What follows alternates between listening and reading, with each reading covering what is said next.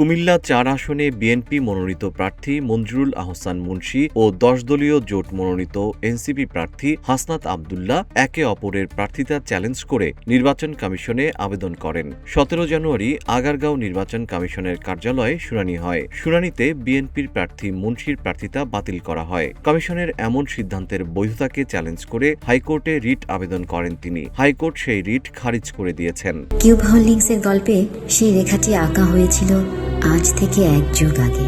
নকশাই আমাদের ভাষা। Cube holdings limited.